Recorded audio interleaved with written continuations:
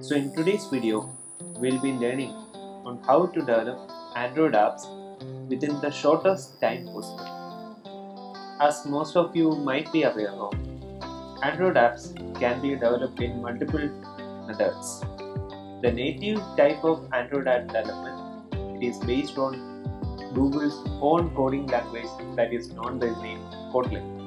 Kotlin is heavily dependent on Java, the programming language.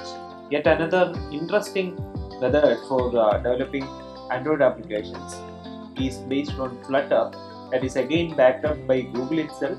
The actual programming language behind Flutter is Dart.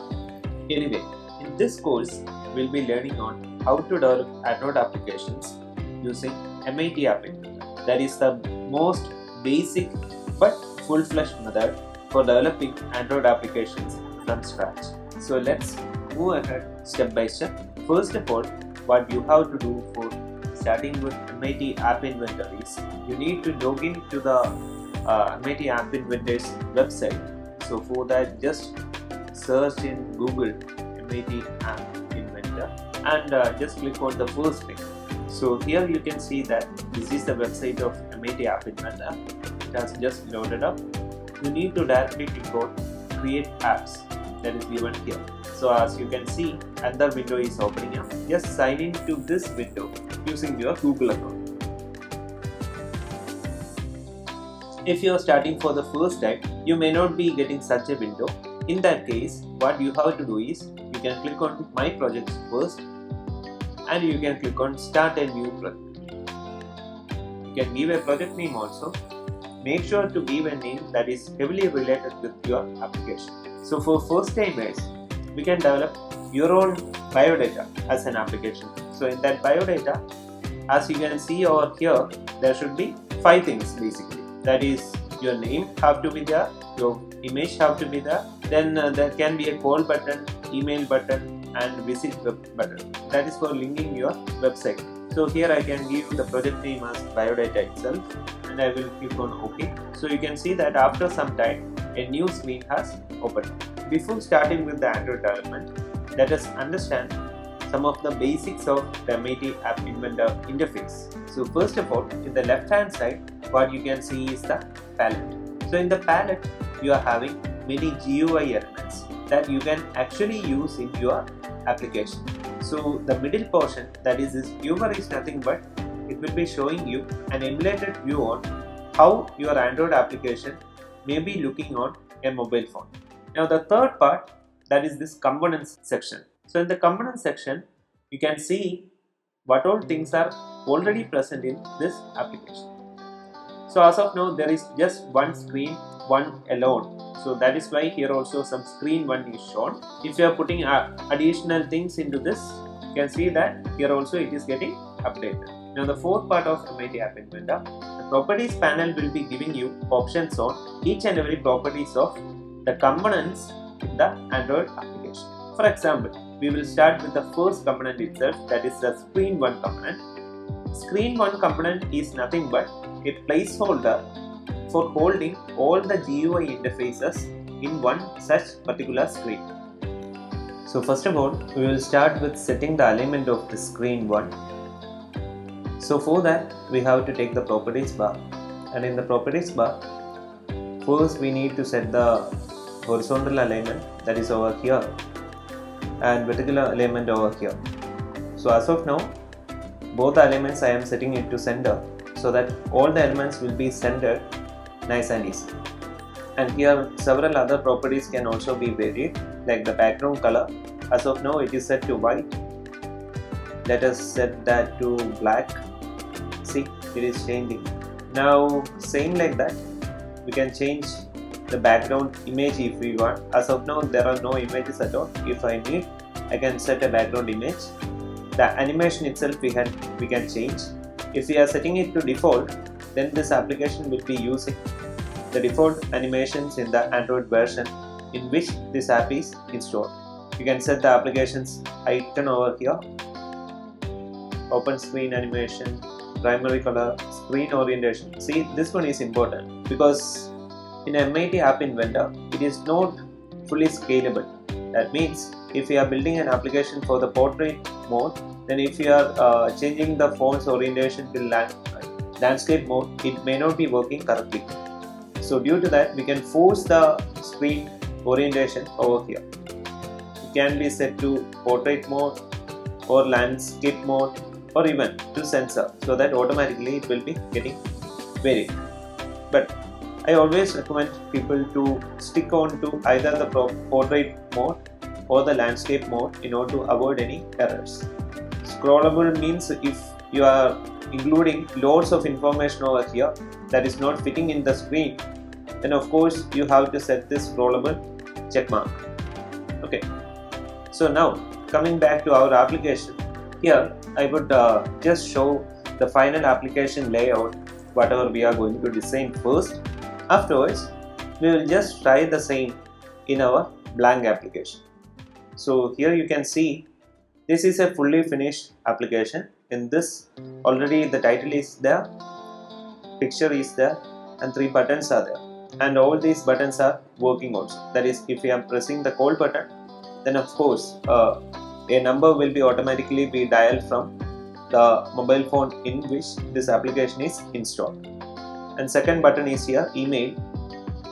If I am pressing this, then the default email application will be opening up and a mail can be sent. So how to do that? See, you can also see over here, all these things are aligned very neatly. So we are going to start building the application one by one. So for that, first of all, I will be including the label, this part. But before itself, it will be a good practice if you are defining the layouts while creating the application. That is, the left hand side, that is the palette, you are having the user interface here, and just underneath that you are having this layout. So here you can see multiple layouts are there. In this application, generally we will be using only 2 basic layouts, that is the vertical layout and the horizontal layout. So the vertical layout, which is also known by the name vertical arrangement, first I will be taking that and I will be putting it over here. Here you can see it's automatically centered. Why it was centered? Because in the screen 1 I had set the alignment, that is both the horizontal and vertical arrangement as center. Let us just see, if I am setting it to left, what is going to happen. See, it got aligned to the left. If I am setting it to right, see, so likewise only it is going to happen. Now I need to expand this thing a bit more, because this vertical alignment, it cannot hold the whole of the information. So for that, what I can do is, in this vertical arrangement, I have to set the height as well as the width.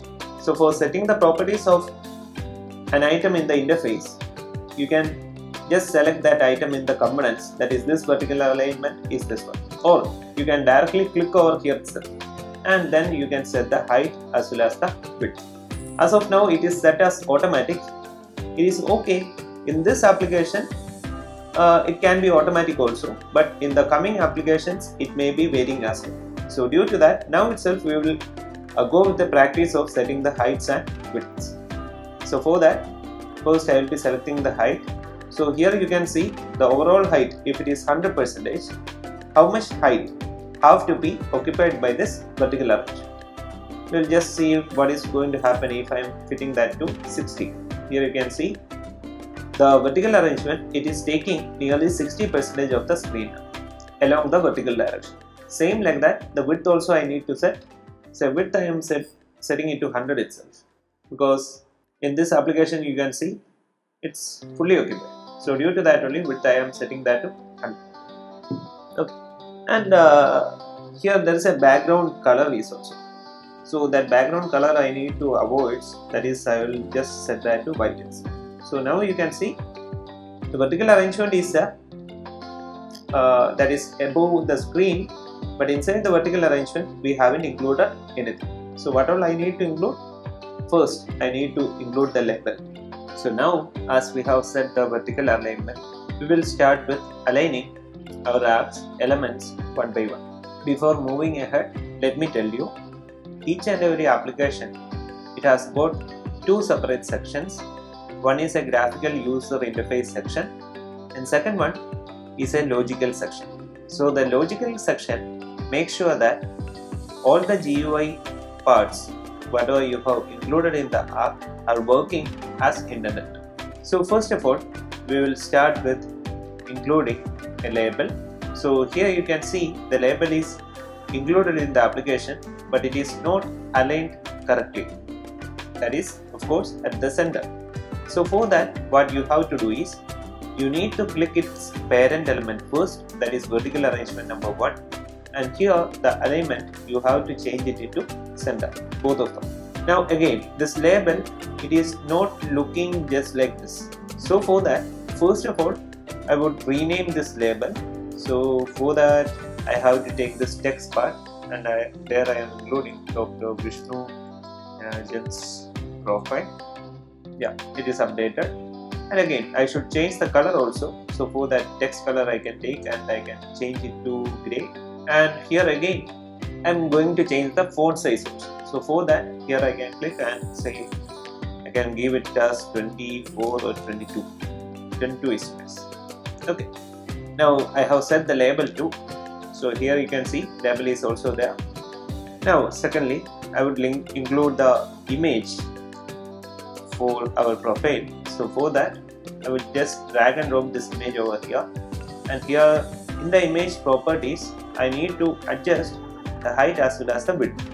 So height I am setting it as say 50%, and width I am setting it as say 90%. So here you can see this image can now take this much amount of space. Now I need to select the images. So for that, I need to click over the picture and I need to click on upload, choose file, and from somewhere in my file system I need to select an image and I can select choose. Okay. So here you can see it is getting uploaded and finally it has come. So it is there nice and clean. Now see here we had to include 3 buttons also, but here you can see in this vertical arrangement space is already consumed. So let us increase the space in the vertical arrangement a bit more. So height I can increase that to 80 instead of 60. So here you can see now space is there. So inside this vertical arrangement, again I need to align all these 3 buttons. But here you can see all the buttons were very perfectly aligned in the horizontal direction. So for that, I can take the layout again, and inside this vertical arrangement I am going to include a horizontal arrangement also. I can just drag and drop this thing under the image. Okay, fine. It came over here, but it is not aligned correctly. So for that, again I will take center, again center, and height I can set it to say here total was 80. Out of that 80, 50 went here. So here I will include 80 minus 50 is 30. Because that 30, some 10 came over here. So maximum 20% I can give, but still I will just give it as 15. Okay, and the width here you can see totally it is consumed by the buttons only. So width I have to give maximum. So for that I can give width as fill parent. Fill parent means this horizontal arrangement's parent is nothing but the vertical arrangement. So vertical arrangement fully it is there. So that full space will be taken up by this horizontal arrangement. Now again, here also some color change is there. You already know how to correct that. You have to take background color and you need to set that to white. Now comes the buttons part. One by one you have to include the buttons here. So for that again you will go to user interface, button, just drag and drop a button here. First one, second one, and third one. Okay, and I need to give names for all these buttons: call, email, and visit club. So those same names I will give here.